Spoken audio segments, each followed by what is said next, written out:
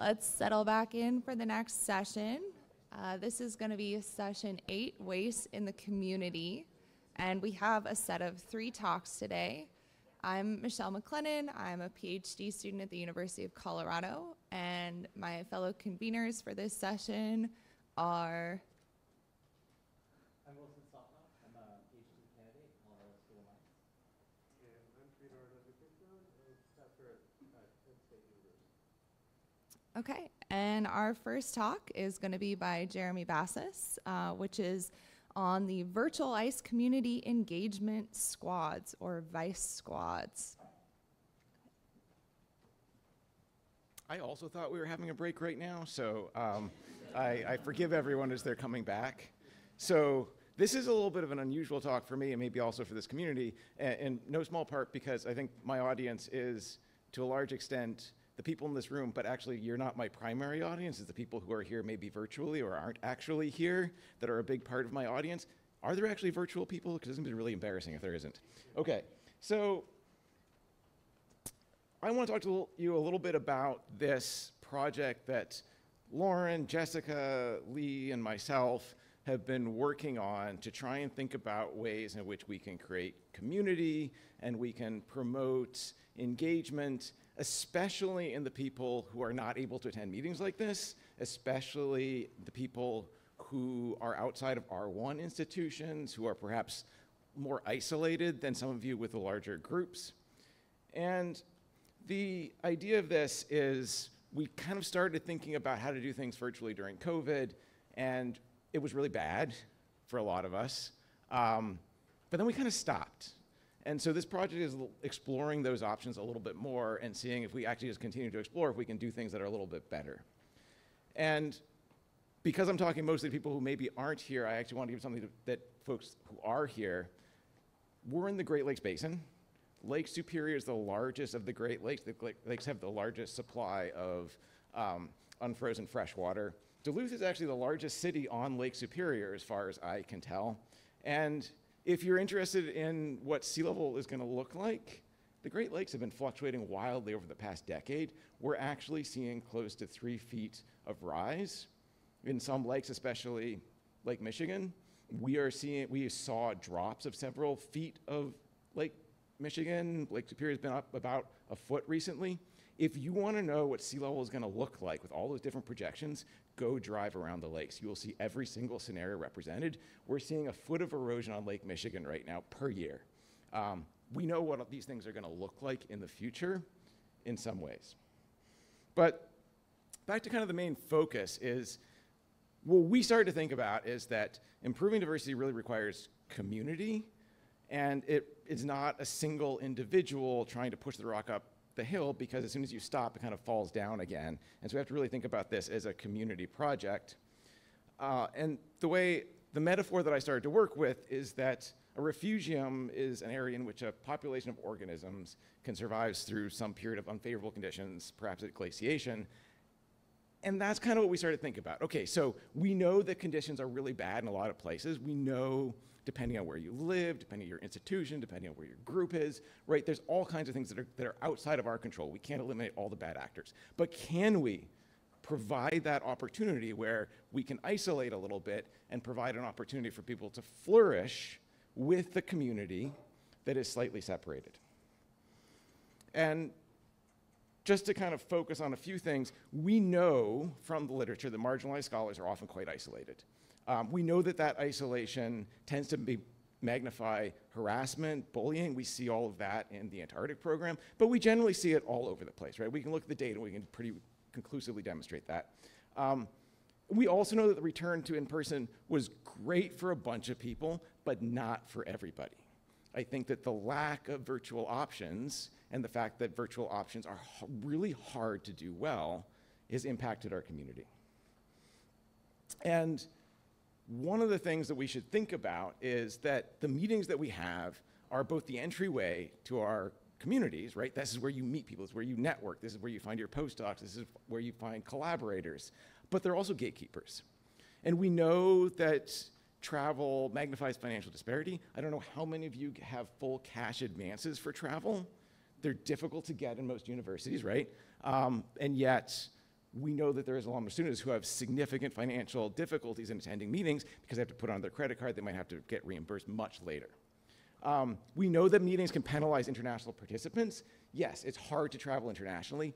If you're an international student within the United States or Europe, you might need a visa to travel to an international conference, which will cost you money and the time scale makes it actually difficult for you to participate. So we know that there's unequal participation just from that component. We know that there's huge logistical challenge to anyone who's a caregiver. If you have kids, right? Getting away to go to a conference, when your kid is sick, if you have elder care, any other type of care responsibilities, we know who those disproportionate burdens are falling on, right? So those are the people who have been sort of scraped off of our community and isolated. We know that for a lot of people, travel accommodations can be incredibly hostile. This is especially true around disability. And our caricature and our stereotypes of disability are quite harmful, and that we often in the community expect it to be kind of some visible thing that you can look at. And so we need to really think about the fact that these can be very stressful situations if you have chronic health issues, depending on your disability. And I think increasingly what we're seeing is that people are being forced to navigate fairly complex medical access issues and discrimination in a number of states and other organizations against marginalized groups. We know that what's going on has always gone on, but we're seeing the number of states that have really been attacking many of our trans and other colleagues, right? So we need to find ways of supporting some of our colleagues. And so what we're thinking about as part of this project, and we do have funding, a tiny amount of funding, is to start building these groups that can work together virtually. And we are thinking about, we can perhaps have groups that are topical. I always joke that they should be tropical communities because I only get to go to cold places as part of the cryosphere community. But we could imagine communities that are focused around, say, field safety. There's a lot of people who are gonna go to the field that have never experienced it and have a way of information sharing, especially with people who are more senior. We could think about something that I've been interested in for a long time, been kind of my primary research focus has been on adaptation.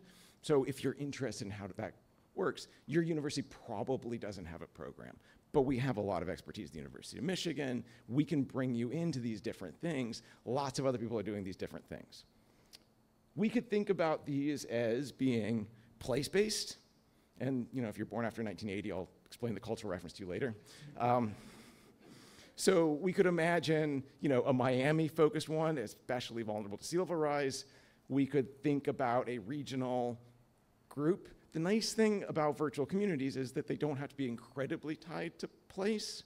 And so just because you might have a Miami-based group doesn't mean it has to be exclusively to be Miami. So one of the things that we're kind of really thinking about are what we want to do is start to think about professional development opportunities that I think we want both early career, mid-career, and late career people to have opportunities to think about their professional development. We are aiming to facilitate some of these WAIS squads. One of the ways in which we're trying to think about how to make some of the virtual participation more manageable is to organize watch parties. So you can't go to WAIS, you can't go to AGU. What if we got together either virtually or a local group and watched it together? Right? What if we had interactions and little poster sessions and actually interact with each other locally so that we don't have to fly all the way to these places? Jess has been really active in developing the cryo community website where we're trying to post increasingly a number of resources. And part of our project is evaluation. We have an evaluation plan where we have some great people from the School of Education that are helping us evaluate which interventions, which communities, which things that we do are actually making a difference in increasing your sense of belonging and which don't. Because what we want to do is focus on the things that are actually effective. We have a 5-year project, so we can actually start thinking about sense of belonging and retention. We can potentially measure retention. It's barely enough time, but we can start getting there. So this is more of a conversation. We're really just spinning this project up. And what our aim is, we're probably going to think about our initial group is probably going to target the Mideast, Midwest, Great Plains, time zone reasons, right? It's a little bit easier to coordinate that. If you're interested and you're vaguely in the middle of the country, come talk to me. But what we really want to know is if there's any feedback about particular professional development groups, if there's any geographic squads. We're prototyping these this probably winter, spring, with the idea that we'll probably start in the United States and then eventually expand internationally. But we want to have models that actually work and are effective for people, and we can look at the evaluations first before we go too far. So talk to me, email me, give me feedback about what you're interested in seeing, and we have a survey that I managed to not get the barcode for it, but I'll have Matt put up, because I don't know how to work with barcodes, where you can actually take a survey and talk to us a little bit more about what you would like to see. And if you do want to talk to me, do it soon, because I'm actually leaving later in the afternoon. But thank you.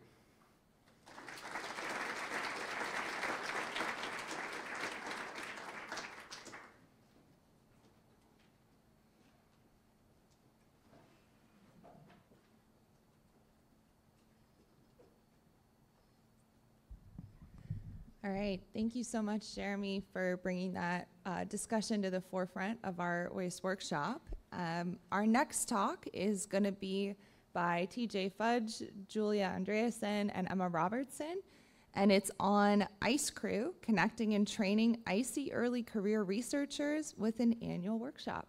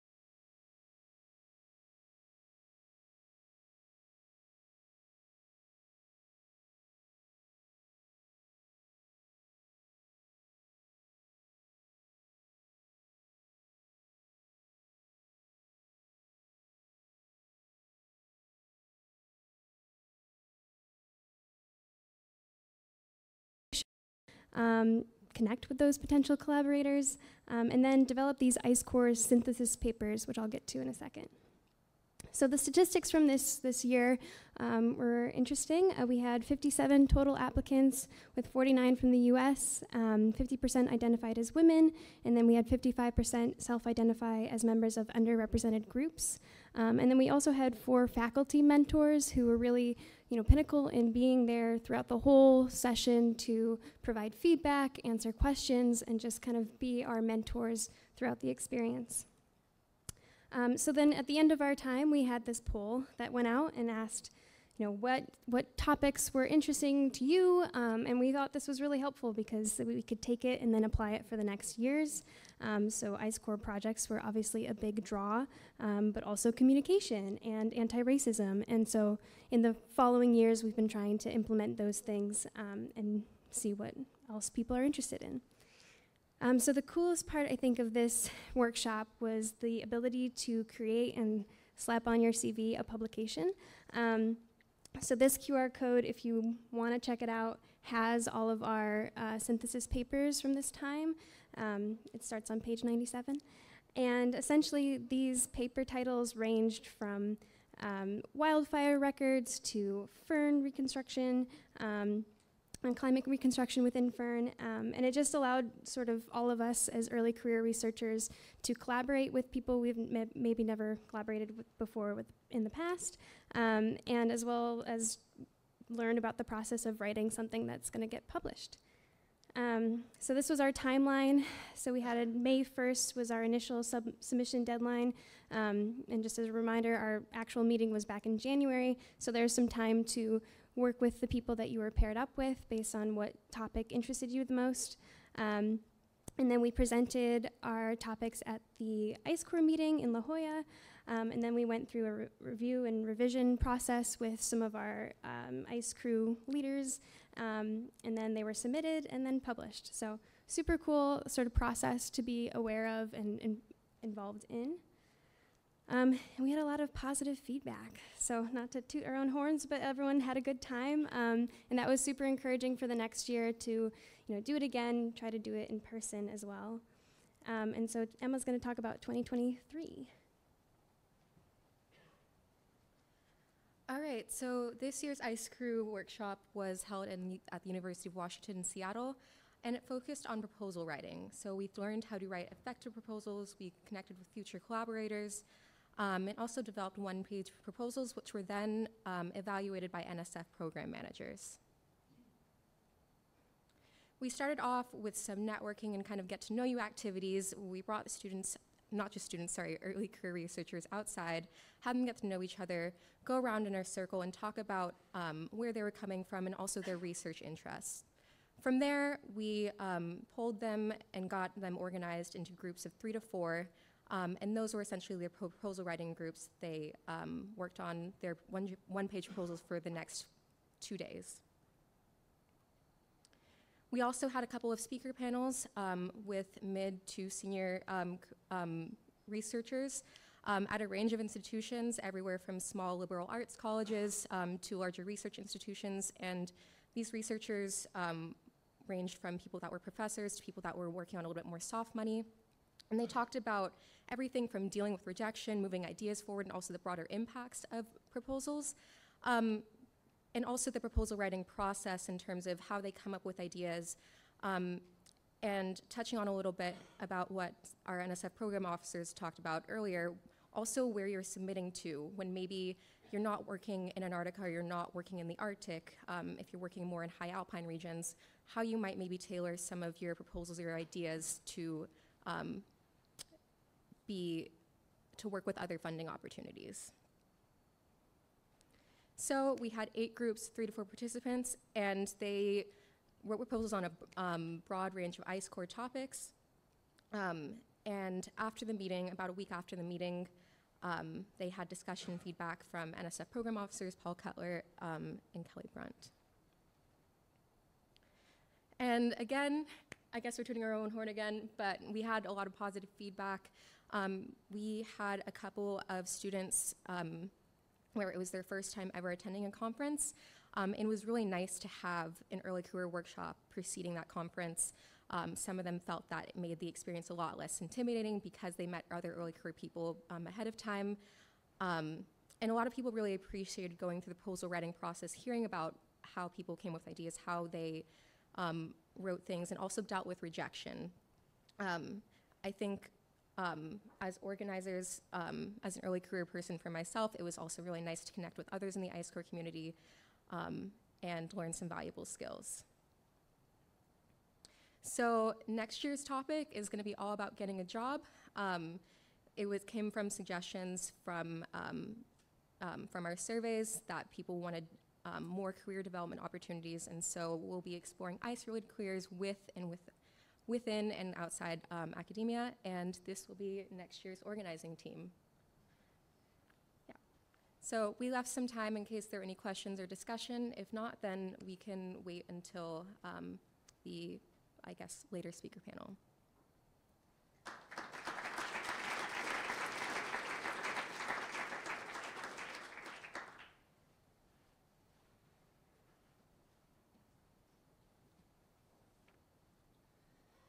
All right, thank you so much for that presentation. That sounds like a really exciting conference that brings a lot of folks together. Our final presentation for this session, and the last one before our discussion, is from the WAIS Organizing Committee. Looks like Matt will be talking.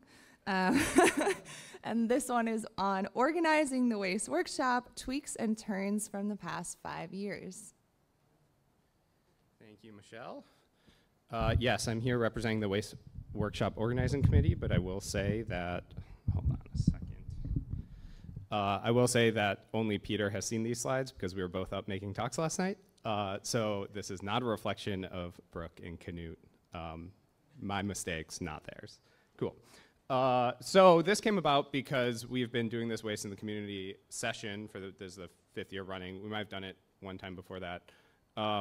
And we realized we never actually told you about what we were doing.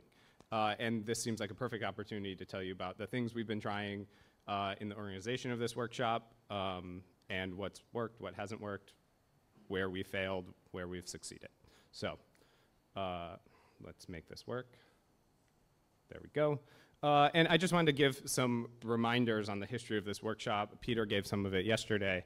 But here's a New York Times article from August 14th, 1990, which came right after the first sea rise workshop. And so you look at this, Antarctica sheds ice and scientists wondering why. You know, that headline could be in the New York Times tomorrow from this workshop, I think. So this, you know, 30, how many years ago? 33 years ago, was the sea rise team that evolved. Bob Binshadler started that. That evolved into the WAIS Workshop and the community we see today. So we have a long history that we get to work from, which is a very nice place to host a conference. This was kind of the kicker in the New York Times article. The longer the world waits to act, the greater will be the climate change that future generations will have to endure, they warned. So that came out of the Sea Rise workshop, and that's something that we also could say again today. I mean, I think Terry said that yesterday, almost word for word at one point. And so the Sea Rise Workshop turned into the WAIS Workshop, the West Side Antarctic Ice Sheet Workshop. And here's the summary from the first WAIS Workshop. I'm going to pull this off. That is just awkward. Here's the summary from the first WAIS Workshop, October 1994. Introduction, here are the two big science questions. The science questions we're still interested in today. How will the unstable West Antarctic ice sheet affect future sea level? How do rapid global climate changes occur? Was anyone at the 1994 workshop? Sridhar, Bob?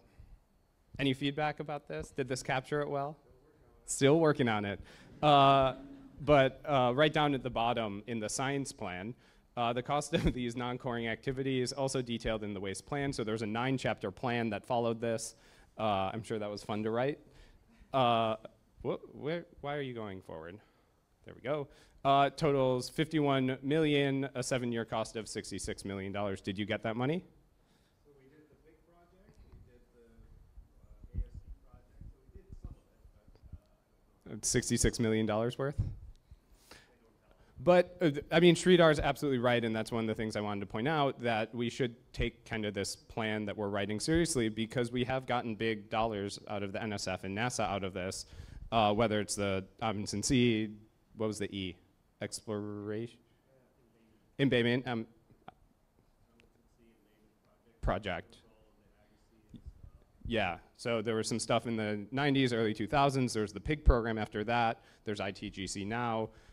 Wizard was developed by people in this room. Salsa came out of this room. So lots of big projects have come from the WAIS community in the past. So this was our most recent proposal. How much time do I have? I'm just droning on, sorry. Great, perfect. This was our most recent proposal. We submitted to I guess, background for folks who haven't been around. This workshop is co-funded by the NSF and NASA and your registration fees, pretty much in equal parts. And so we need to, every so often, write proposals to get this workshop funded again. The most recent NSF one was 2019. In 2020, we submitted one to NASA. This is a clip from the NSF one in 2019. But we proposed to do some things with this workshop that we thought would help the community. This was when we started with the organizing team of me, Knut, Brooke, Joe McGregor, Indrani Das, and Lauren Miller. There have been some rotations in the past 5 years. So bullet number 1, convene 3 workshops, looking at the innovative WAIS workshop science with extended time for discussions and audience interactions with folks at all career stages. We're just gonna step through the bullets one by one and kind of grade us, I think. Ensure transdisciplinary perspective on WAIS evolution by welcoming new scientific ideas from the shop through meetings. And so working with a geologic meeting in 2019, oceanographic in 2020, and atmospheric in 2021. That's kind of the core science side, and then we had some community development ideas, invite diversity inclusion experts to present at the meeting during the meeting scientific program and targeted midday discussion, increasing on and offsite accessibility and visibility of WAIS science through an auxiliary meeting room, which we have set up here, an improved website, live streaming of conference presentations, and dedicated social media activity. I'll note we were planning on live streaming this before COVID happened. So our transition to COVID was actually fairly easy because we had already proposed to do some of that. Participation of local community college earth science professors in the WAIS workshop, working on some curriculum development, and then establishing a formal mentoring program. So how did we do over the last 5 years? A note on, we're gonna start with the science side, then go into the community development. One important bit was we decided to actually expand the size of it a little bit. This was in conversations with the NSF and NASA. They thought we could grow a little bit, but we also didn't want to grow too big that we filled more than one room. And so historically, we were down around even below 80 a lot of years, kind of in the 60 to 90 range most years. We were making an effort to grow it up to 100 to 120. We felt above 120, and all of this is open for discussion. Above 120 starts to lose the community feel, potentially. And so here are the 5 workshops that we've held, the most recent one being right now. 2019 was pre-COVID in Julian, California. We got up to that 100 mark. COVID happens, great. We had virtual talks over 3 weeks in 2020. We had 166 people participate in those virtual talks over the course of 3 weeks, 65 talks altogether. 2021, ooh, wrong button. 2021, we went fully hybrid. I believe we were the first geoscience conference to have any in-person component after the start of the pandemic. And we did not have a COVID outbreak at the WAIS workshop, so that was great. Fully hybrid in Sterling, Virginia. We had 181 people. That's a pretty big conference. A healthy dose of those were virtual, with about 80 or so abstracts, 90 abstracts. 2022 was the first time we actually got to do this conference as we had proposed, with strong in-person component, with a virtual live stream component, with synchronous interaction, but via Slido. And we're up kind of in this 120 range now. We had, 88 abstracts last year, and then this year, 114 participants after a couple people had to, there's a big COVID outbreak, if anyone noticed, so a bunch of people couldn't come because of COVID, and we had more abstracts than we've really ever had before for the in-person conference. We're up over 100 abstracts, so over 80% of this conference is presenting some of their science, which is really exciting. So we got up to that, 100, 120 person level. Here's just the breakdown. We, as TJ and I were commiserating last night, you run these conferences and then you're looking at the registration data and you're like, I really wish I asked that question. How did I forget to ask that question? So we actually didn't ask what career stage folks were at until last year. So we have 2 years of data for this. This gets to this note up here. Look at how different the community looks compared to 2016. Absolutely, we need to be doing that. And so we're trying to collect data that we can do that with. As you can tell, we have that large crop of PhD students and postdocs, mostly postdocs at the less than 5 years since PhD. We're hovering around kind of 10 to 15% of mid-career and senior career, so about a quarter of the conference. If that's the balance this community is interested, that's great, but that's something we can talk about because we have this data to work from. We also, I don't know how many people know this, but we propose to go to a blind review process for abstracts, and we have done that for the past 5 years. I've done that for my AGU session for about 8 years now. And so you can see in 2016, 2017, we were around 75% male. Pre-2019, this is me identifying people's gender, so definitely problematic, but the best we can do. For right now, but we were at 75% male oral presenters. That ticked down a little bit in 2018. We go to this blind review of abstracts, and we've been hovering around this just over 50% male oral presenters. With last year, we don't know if this is an outlier or not. We don't have the data. We'll be tracking this into the future, but there has definitely been a shift in our community in terms of who is actually getting up here and presenting science between kind of 10 years ago and now, which is making progress. We also do blind review of early career travel support applications, and we do this through a rubric, and so we're happy to talk about that during discussion or at coffee breaks as well. We wanted to dovetail meetings. We had this great plan. We basically did none of it because of COVID. And actually, we got some feedback last night that dovetailing scientific meetings might not be that great. It's hard to leave for an entire week during the academic year. So perhaps something like dovetailing with Ice Crew, dovetailing with a hack week or 1.5 day hack week, some ideas for the future potentially for the WAIS Workshop. Community development, we have been having these community health discussions as part of the main agenda each year. We covered field work, harassment, mental health, and equitable partnerships and collaborations. We have been live streaming. We have all the stats on live streaming. We moved to YouTube because they're very good at analytics. Our community college workshops were not that successful, but we did have a couple PhD students develop 2 West Antarctic-centric exercises that are available, and we'll post them to the website one day. The website is a whole nother animal that needs to change into the future. The one-on-one mentoring program had mixed results, some clear successes, but it's really hard to maintain this one-on-one relationships from kind of the organizing committee perspective. And so moving to the future, we're thinking about turning that into sort of mentorship circles more, having some breakout groups at future workshops, kind of topically related to get some group mentorship activities. We really want to collate the history of the WAIS Workshop. We now have 30 years, but it's not all in one place. I'll shut up in 1 minute, Wilson. And we need to roll out an entirely new website to be able to do that effectively so everyone has access to this data. So that will be coming down the pipeline, hopefully. We also want to change the name because there's more than just West Antarctic science that we should be doing here if we're interested in sea level rise from Antarctica. All the marine basins are vulnerable, and so there's no reason we shouldn't be talking about Wilkes subglacial basin here, in addition to the Amundsen Sea embayment, the Ross embayment, the Weddell Sea. So just wanted to give you a bit of an update. Also some history here, just from the summaries.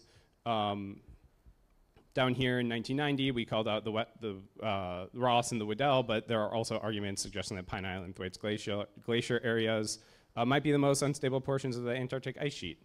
I think we've made some serious progress in the last 33 years in kind of defining what those vulnerabilities might look like. And just because this came up yesterday, I wanted to add kind of this focus on interagency and international collaboration has been a central tenet of this workshop since 1994. So that is not something that's going to go away. And hopefully only grows into the future as we all have hardships getting to the field and launching satellites. Thank you.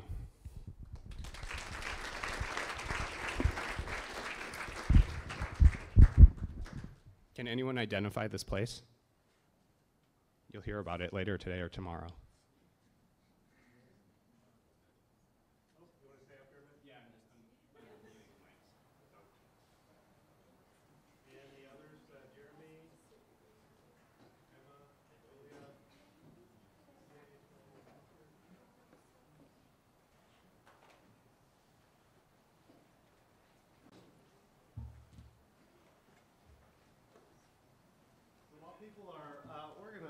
just wanted to put an interesting historical note. So the first meeting was called CRISE. It's an acronym for something that I no longer recall what it was.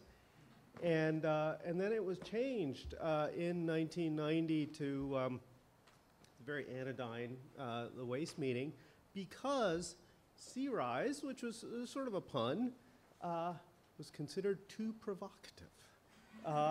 We thought that, or some people in the community thought that we were putting the cart before the horse, and we needed to really be certain that CRISE was going to occur from the work that we were doing.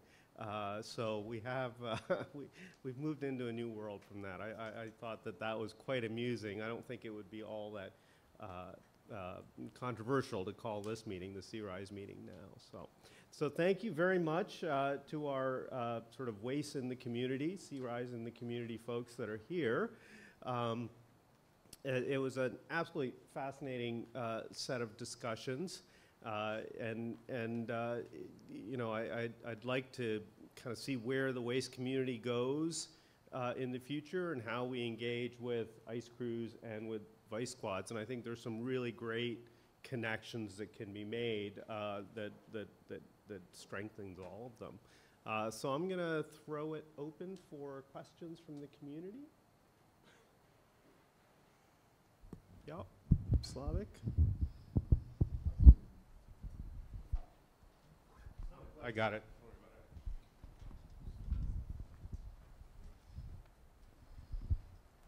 Not a question, more of a comment, which is a positive one. I really think that this meeting has become better, more open. I feel more at home here. There was a sense in the kind of first stage of these meetings to me. I wasn't in the first cohort of people who came. I came several years later, and it kind of felt like a closed community that I wasn't necessarily part of it. Yeah, partly part of it.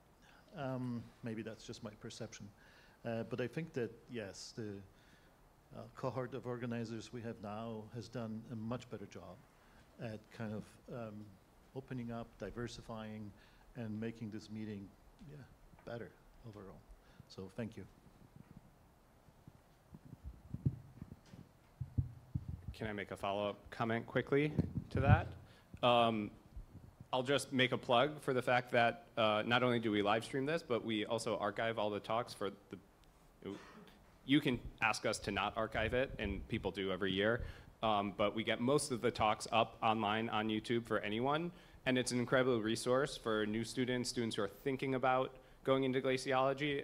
Ellie Abrahams over here is a statistics PhD student, and I literally just sent her a WAIS Workshop agenda that has links to each individual video. And so it is the quickest you can spin up on glaciology, in my opinion. You know, the science isn't always right. It changes. It's not peer reviewed yet, but at least the ideas are there for new students. And I think that really does help in broadening the community as well. It's also a great resource for folks to look at presentation styles, presentation sort of technologies, and just what other people have done, which is really fantastic. Yeah, I've got another comment.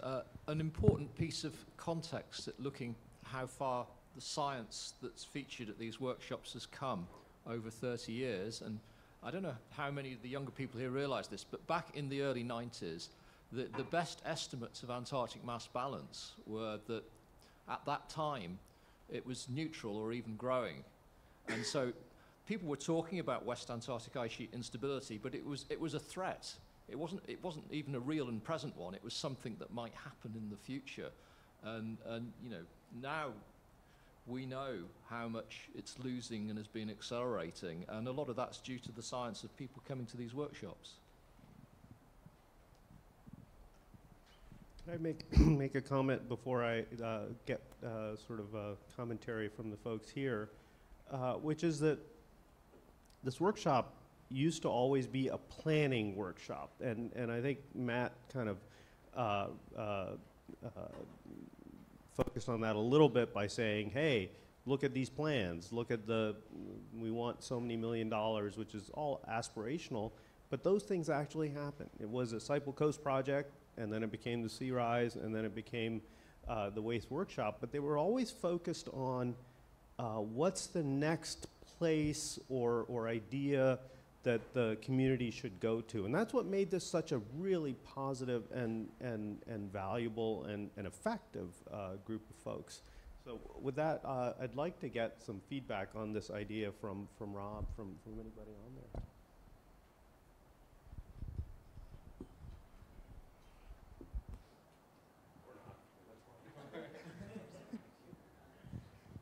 He's right.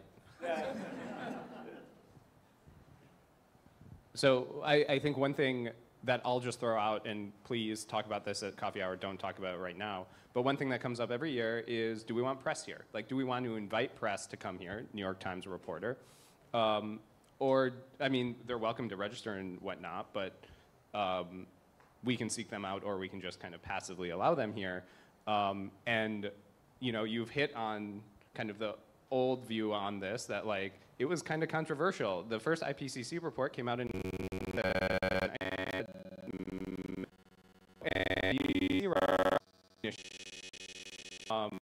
we can make noise if we want to. We could not make noise, and it changes the dynamic in the room. And so just something to think about. Give us your feedback. There'll be an end of the workshop form to fill out, so let us know. Can I change the topic away from us and ask Jeremy a question? So or highlight something you said, which is you brought on you know, someone from your education department to do analytics on how successful you are. I did not know that sort of thing existed when I first started my faculty job, and I regret not bringing on those sort of folks into the WAIS Workshop proposal to kind of let us know how we're doing. So can you just talk about your experience bringing on kind of a dedicated metric expert into your project? This speaks a little bit to university resources. So we have a dedicated portion of our education school that serves this purpose in the university, right? So I can go and talk to someone and have them help me design a study. If you want to do this work, right, it involves IRB approval. You also have to get trained in human subject research. So there is a little bit of effort to go and kind of get it spun up. But what you don't want to do as individual scientists is pretend that you have the background as a social scientist to actually do this right. These are PhDs who have experience running these programs. How you frame the questions matters. How you, I would say we have a tiny amount of funding. A huge amount of that for the first year is going to the evaluation, just to figure out how to ask the right questions, what the right questions are. If people want to work with our group or anyone other, we can allow that, right? Like, this is actually something that we could help support. I'm gonna guess a whole bunch of other universities have these services if you look around for them. But it's a service, right? It's not cheap. Hi, yeah, I have a question. I guess it's somewhat smaller scale again, more for the ice cruise folks. I just wondered if you could talk a bit more about the initiation of this project. Was it started by students, by faculty? Where did the funding for it come from? And can you just like give any guidance as to how to go about that in other subfields? Yeah, so it was, I guess, started by essentially the Hercules Dome Ice Core leadership team, which began with the suggestion of the synthesis paper, and we kind of came back with this idea. So it's been funded by NSF. It's been funded through various mechanisms. The ice drilling program funded the initial workshop. It's been this year, or the second one and the next one are going to be through the Hercules Dome grant. Hopefully we're going to get it to the ice drilling program because it kind of provides a more stable platform for funding and planning. And so it definitely started from kind of the faculty level. Though I will say Jessica Badgley, who was a graduate student at the time, now a postdoc at Dartmouth, was very instrumental in the planning of the first year, as was Asmita and then also Katie, postdoc. And I think we're really trying to shift to where it's very early career led, whether that's kind of graduate student or postdoc, you know, kind of level with the faculty members. So Bess and myself kind of providing the stability and kind of those funding back office mechanisms, but really letting the decisions about what happens and who gets invited and that sort of stuff happen at the ECR level. But I would say we're still kind of in that transition stage. Did that answer? Yeah, great.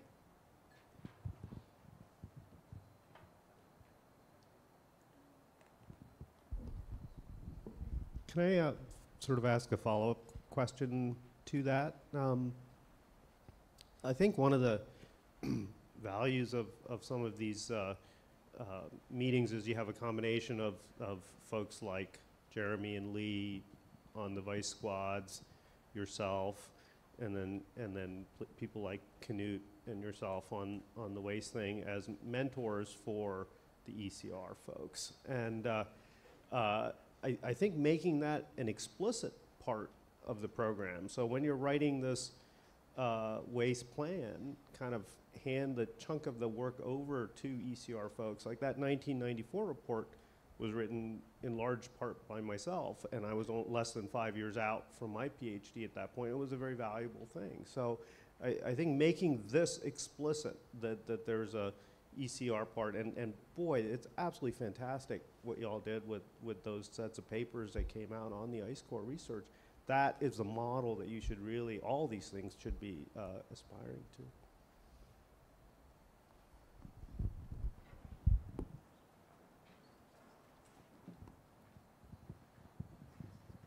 Yeah, I'm going to respond to one thing about that, which I think one of the things that I like to push back on in this community is this idea that there's a bright line where you're an ECR that not an ECR, and like you get pushed over this cliff and all of a sudden like, hey, you're a PI now, right? And I'd like to see us think about mentoring as something that is part of your entire career, because honestly, mid-career folks are still learning stuff too, and honestly, when it comes to a lot of the DEI stuff that I've worked on, people who need the most education are often the senior faculty, right? And they need a lot of mentoring sometimes on these issues, the language and kind of the way it works. So yeah, let's talk about how to mentor everybody in our community. Sorry, I'll just say one more thing too about last night's ECR gathering. We'll talk about it more tomorrow morning, but that we didn't really want to put a hard deadline as to where you were in your career, just because it is an opportunity to speak on, you know, what things you want as an ECR from this community. But I'm excited for us to share tomorrow, because I think that will also sort of inform what we want as a community broadly, and what things, if we can put a timestamp on what ECRs are, you know, enjoy or need now, that's something we can look on in the future if we are able to include it in like the science community plan as well. Yeah, I have a question on the basically the virtual experiment that we've had over the last 5 years with various different meetings, and I found the two biggest obstacles for me personally were international meetings at the time zone element, and it sounds like Jeremy's been thinking about this, but also meetings allow you to separate from work and home environment and actually focus on the conversation, and it's been very hard to do. It relates to time zones among other things. To do in the virtual environment. So I was one of the 181 virtual attendees for the WAIS meeting that was all virtual. I went to 2 talks.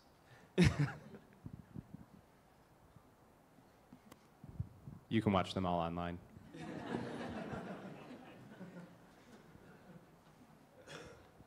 Can I just say something about that? And other people might have thoughts, but you know, it is a privilege to be able to separate yourself from everything else you have to do in your life. And one thing we want to make sure is that if someone can't do that, they can maybe carve out 10 minutes for the one talk they really want to see, or the student they're thinking of hiring as a postdoc. And so even like little bits, if you're not 100% focused, getting 50% focused on one part of a conference can be inspiring as well. Before we go up there, can I make one comment about the virtual, which is just how much effort you put in to make that happen and all this technology? Like, it represents a huge investment of time and energy. And I know I have not been able to replicate it at meetings, and I'm just not sure people fully appreciate the level of effort that that takes. And so I think we owe you, a debt of gratitude for doing that.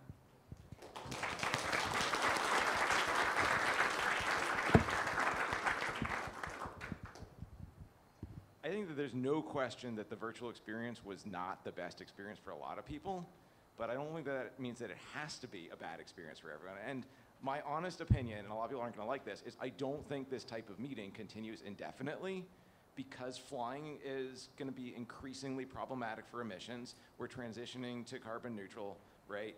We're not going to fly across the world to have all of these different meetings. And that means we need to really think about how to stay in touch as a community, and community meaning that we actually have that networking opportunities, and try to build that community in different ways. And maybe it doesn't mean 3 full days in front of your computer, which is awful, right? Like, if I'm doing it during COVID, I've got a kid who's running in and out, I got a dog that's barking. It's not great, right? But like, maybe we do it like WAIS did, where it's separated over 3 weeks and you have like an hour or two. I can put it in an hour and like figure that out. So I think we just have to experiment with it and not assume that what works now is going to work 10, 20, maybe even next year. Like, I think the pandemic was an opportunity. We learned things, and we just have to take that into account. The other thing which I wanted to say is that there were really good things about the switch to virtual, and there's really great documentation now about the anonymous questions and the demographics who ask those questions, right? We know exactly who will ask questions, these big lecture classes and kind of AGU, right? And the demographic very much skews male. Anonymous questions, we've done the experiments. We know that that disappears. More early career people are asking questions. So we have a lot of opportunities to build on that, and I love the fact that there is that opportunity to ask questions virtually here and hopefully eventually anonymously.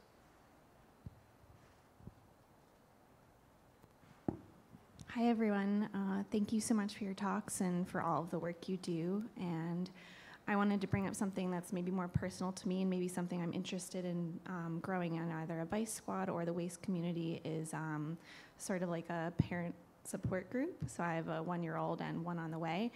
And navigating this field as a grad student, a postdoc, or a researcher, I think is can be very hard. And I would love to hear from other people who have done it or who are experiencing it. So, so yeah, I'm not sure the right platform, but I wanted to mention it, and I'm happy to help in any way. So, thanks.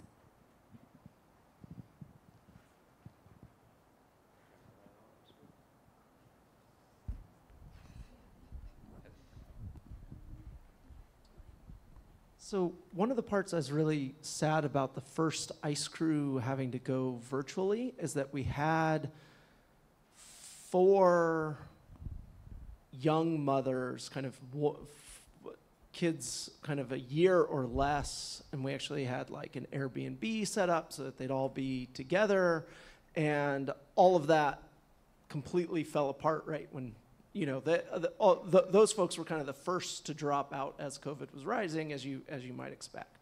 I think one of the hardest things with organizing meetings, and you guys can join in, is knowing what support to try to have to help. And so I know,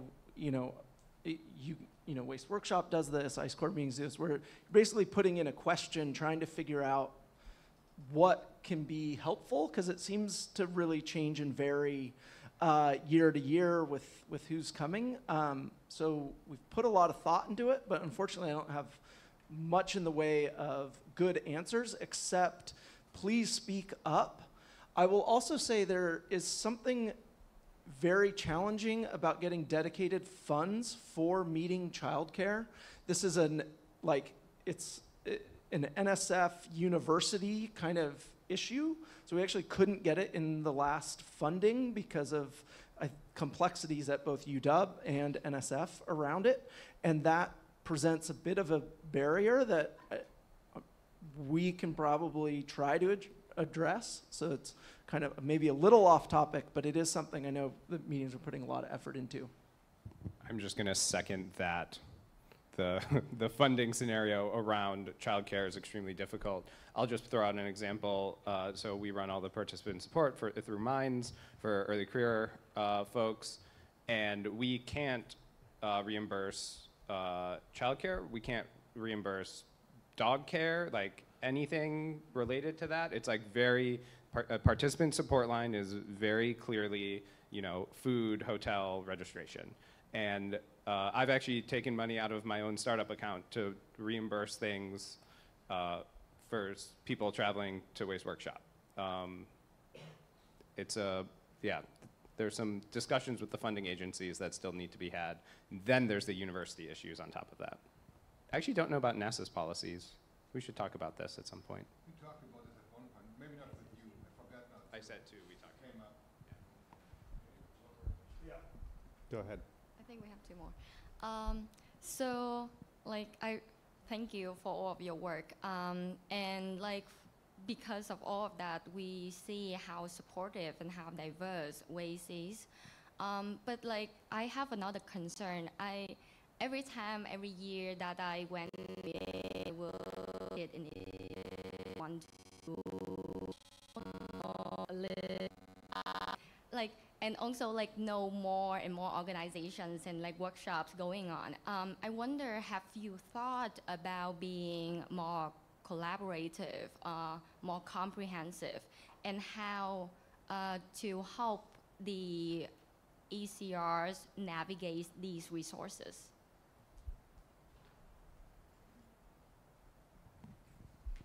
Well, I'm not responsible for WAIS, but I will say that Paseco last year, I think, is an organization that is trying to do that for ECRs specifically, as being this hub to include all of the different opportunities. Ice Crew is also something that started in the Ice Core community, and I think is trying really hard to bridge this gap that I've personally have witnessed between two ice-related communities that don't have a lot of interaction. So I think, this is us presenting on it and trying to encourage all of you to consider it as, potentially not Ice Core people is one step towards that. But that's just from an ECR perspective. Yeah, to follow up, Paseco is the Polar Science Early Career Community Office. It is an NSF-funded organization that's hosted in Colorado. It provides a lot of early career support in terms of workshops, funding, professional development opportunities. It is a little bit US biased in terms of funding opportunities, but there's definitely support in terms of those professional development opportunities. A lot of those are remote, virtual, so it's open to anybody. I think that's what we're trying to do right now. We haven't really launched, and Lauren's on the steering committee for WAIS.